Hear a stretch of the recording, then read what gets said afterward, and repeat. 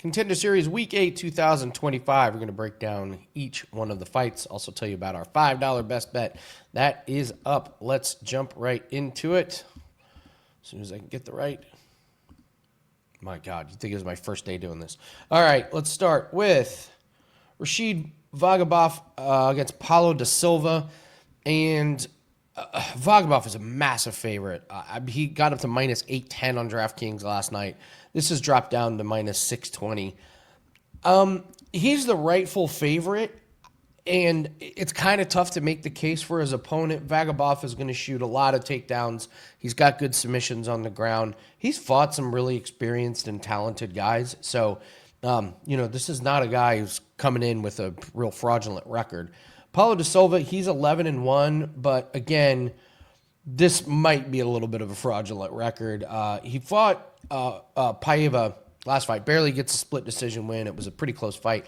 But before that, he's fighting guys 1-0, 2-2, 1-1, 0-0, 2-17. I don't know. If you're 2-16, I might think about hanging it up. But whatever. Family's got to eat. All right. His only lost his very first fight that he ever fought. So what do we see from De Silva? I've seen him get taken down kind of easily, and that's a big problem against Vagabov. Okay striker. I will say this. Physically, he looked great at face-offs. Like, he's shredded. I'm not saying he's on the special vitamins. I'm just saying he looked really, really good. So maybe Silva spurs the upset. It would have to be a knockout because he's not going to do good on the ground with Vagabov. Vagabov is the pick. If you're going to play Vagabov, I just play him by finish because if he gets him on the ground, this guy's really good with his submissions. And, I saw Silva kind of have some exchanges on the ground with Paiva. I just didn't think he looked that great. So Vagabov, you minus 620, minus 600 is a lot. I do think you can lower that price and take him by finish. Because if he's going to win, it's probably going to be by a choke on the ground. Moving on to Kurtis, Campbell, and Demba, Seck. So here's another guy that's going to shoot for takedowns, and this is Kurtis Campbell. He's undefeated. He's definitely got a very unique look. He wears these glasses, obviously not when he fights. He wears pink all the time. He's just got a different look. But boy, once that fight starts, this dude is slick on the ground. He's got some wicked, fast transitions. He's relentless with his takedowns. A touch undersized when you watch him fight, but man, he's all over you. He's got really good technique. He's got a really good body triangle when he gets that locked in. And you have Demba Seck, who's going to be a little bit taller. He's going to have the reach, and he's going to have to keep this on the feet. Otherwise, he's in big trouble. On the feet, it's really no contest. It's Seck, but I've watched Seck get taken down, and I fear that Seck might be in trouble in this one. So he's going to have to use his size and his reach, but in the end, I think Campbell's just going to be too good with his takedowns. I think Campbell gets him on the ground and eventually gets the finish. Here's an interesting parlay. Vagabov and Campbell both to win by submission. I wonder what that pays. That could be a fun little sprinkle just for fun. So moving on to Christopher, Alvidrez, and Kubanza. There's been some hype around Kubanza, and if you don't know this guy's story, he's undefeated. You can't find much on this scuffle combat. But the scuffle combat, I believe this was like kind of like a no holds barred kind of like, or it was rough. It was very, very rough and very, very violent. That's where this guy started. He finally went the distance in his last fight, but this guy, the guy he fought, Jourdain, there was a lot of clinching. There was some takedowns, and it wasn't all on the feet. This fight is probably going to be all on the feet. I'll give Kubanza credit. He actually got some takedowns. He knocked down Jourdain, handed him his first loss. It was a pretty good performance. He showed a lot of patience. I don't think we're getting patience in this one. This is going to be balls to the wall action. Alvidrez is a very talented striker. The only time he's, I don't take much away from losing by decision your second fight. But once he really got his feet under him, knockout. This was in karate combat, much different. This guy hits like a ton of bricks. So both these guys, this fight's going to be a lot of fun. It was probably the most intense face-off of the season between Alvidrez and Kubanza. I mean, Kubanza looked like an absolute maniac. So I would say that there's a chance that this fight could be unbelievably violent and unbelievably fun for as long as it lasts. I will say this: when you get a fight that can turn into a car crash, like we talk about every week, the value's on the underdog, and that it's hit a few times this season where you have these big guys or these big powerful guys. Just take the underdog. These guys are fighting in front of Dana White. They're going to go for finishes. So these guys have nothing to lose, especially Kubanza. So I think a sprinkle on Alvidrez. The other thing with Kubanza, if he comes out super fast and doesn't get the finish, he's the kind of guy that could tire himself out real quick and have an adrenaline dump. So at the price, I say Alvidrez is the side. Dog or pass on this one. So we mentioned $5 pick. It's $5 Tuesday over at Wager Talk. Just go over to wagertalk.com and you can get our best bet of the night for $5. I have to say this, guys. So our bet lost last week. If you watched the live show, I think most people agreed that the fight that we lost, we won. After the fight is over, Anthony Smith says judges got it wrong. When they're handing out contracts, Dana White even says the judges got it wrong. One person said, oh, it was a bad pick, but I got to tell you, a lot of you guys reached out and said, hey, that was a great pick. Great handicap.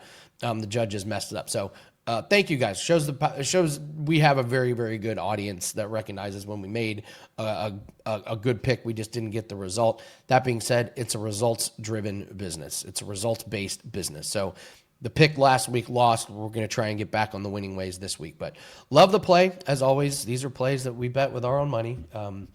So we'll get back. We'll get back to winning tonight. And if you want to join us on the Winning in the Shadows YouTube channel tonight, live betting Contender Series is absolutely fantastic, guys. It is the way to go. We've done very, very well live betting. The show's a ton of fun. We do write-ups on all the fighters that get contracts. So, all right, let's move on. Luis Jourdain, this is Charles's brother against Magno Diaz. I'll start with Jourdain. Line has moved drastically on Jourdain. You know, he's got a brother that's in the UFC. He's much taller. I guess the only thing that really concerns me is there's a lot of unknowns about his opponent. So what do we know about Jourdain? Well, in Jourdain's last fight, he got dominated in the first round. He got taken down and was held there.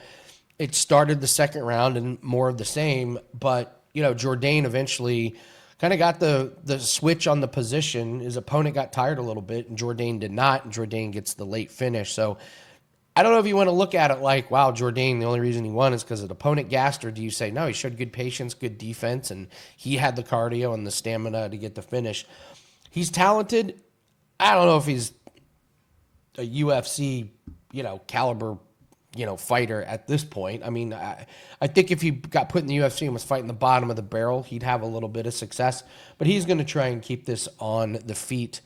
Magno Diaz, for what film I can see on this guy, it looks like he likes to get takedowns. Although his last fight, which I cannot find, he did get the knockout. Just it says punch. I can't find much about it. He's shorter, but he is strong, man. He can pick guys up and slam them.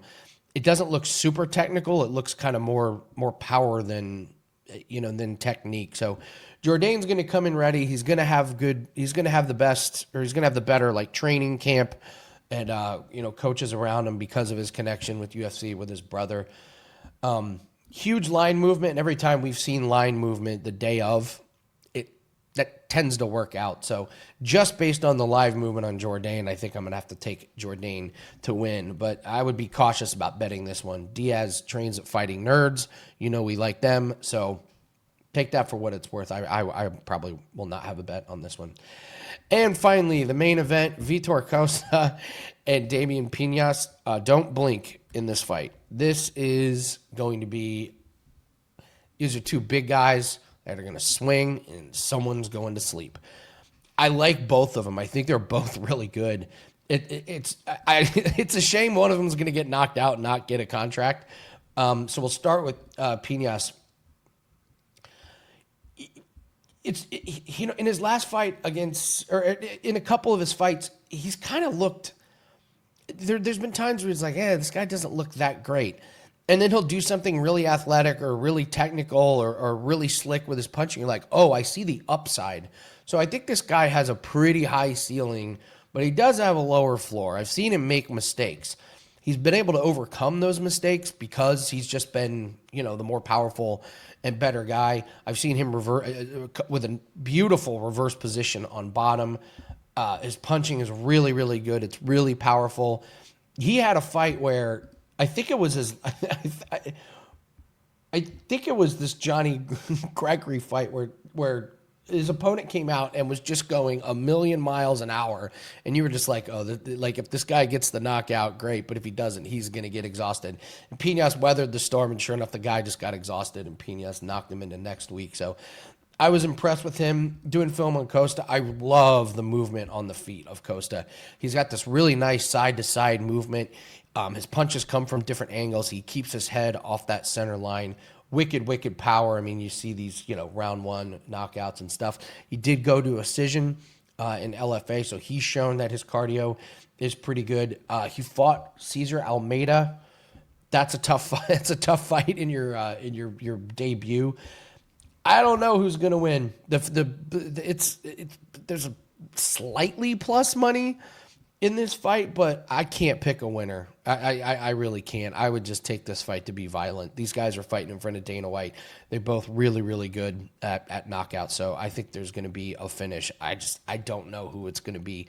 Maybe when we watch the walkouts, or maybe when we watch the video packages, we learn a little tidbit that pushes in the right direction. But it's going to be wait until before the fight before I can really decide on a winner. So, all right, that's going to do it for us. Don't forget, guys, we do have our $5 best bet that is up. You can get there shorter, wt.buzz/AL.